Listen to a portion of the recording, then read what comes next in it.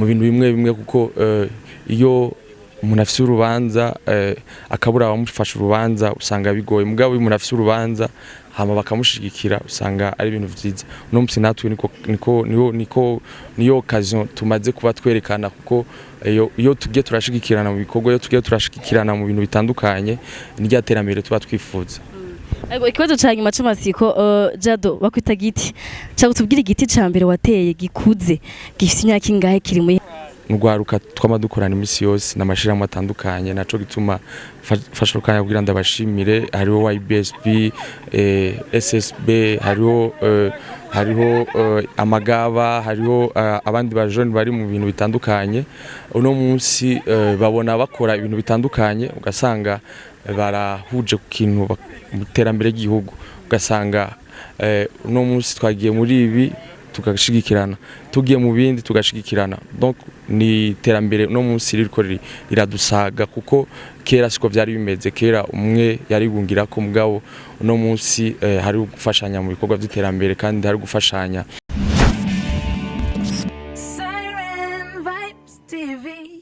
Ndaramukije mwese kunza Siren Vibes nkuko mubibona ni Ozira koze kuri micro Siren Vibes ubu unye nti iri mu gisagara ca Bujumbura iri mu gisagara ca Ngozi twagiye kuri kingozi twagiye gutera ibiti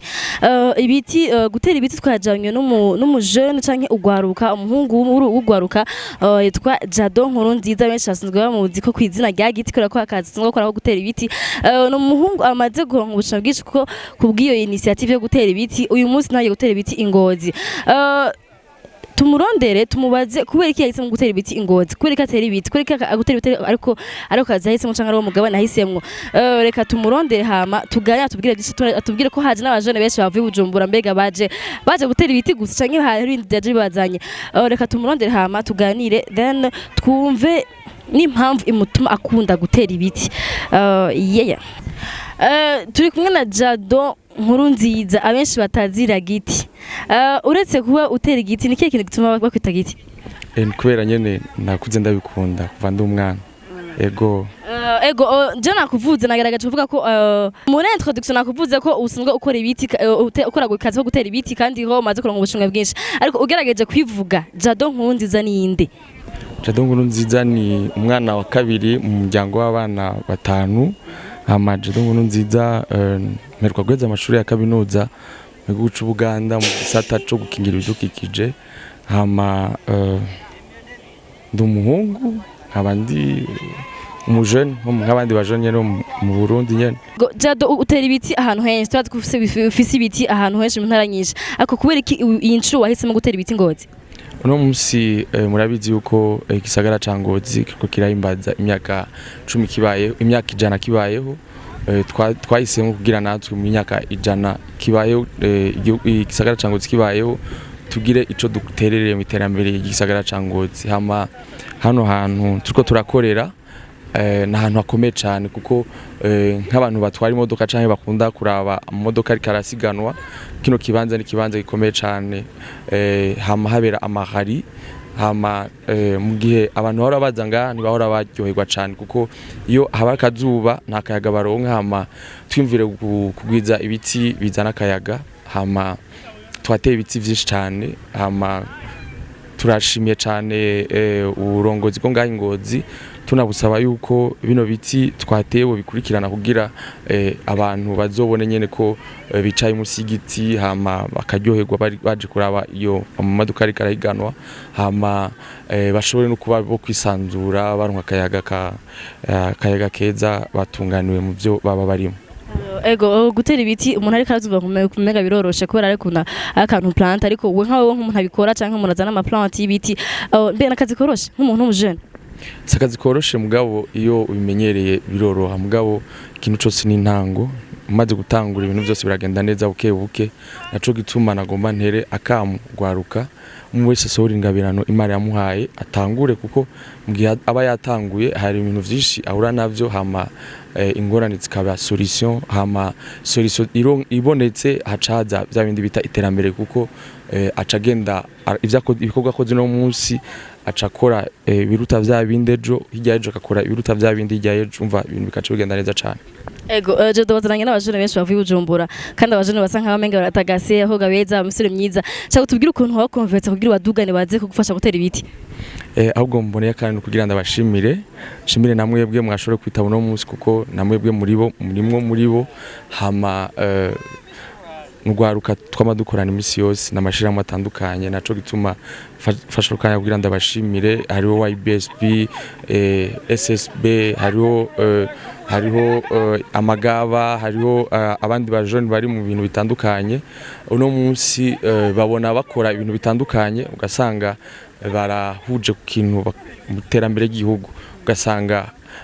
uno munsi twagiye muri ibi tugashigikirana tugiye mu bindi tugashigikirana donc ni terambere no munsi ririko riradusaga kuko kera siko byari bimeze kera umwe yarigungira ko mugabo no munsi hari gufashanya mu bikorwa by'iterambere kandi hari gufashanya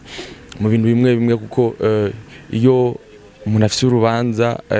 akabura abamufasha urubanza usanga bigoye mugabo umuntu afite urubanza hama bakamushigikira usanga ari ibintu vyiza no munsi natwe niyo occasion tumaze kuba twerekana kuko iyo tugiye turashigikirana mu bikorwa iyo tugiye turashigikirana mu bintu bitandukanye n'irya terambere tuba twifuza.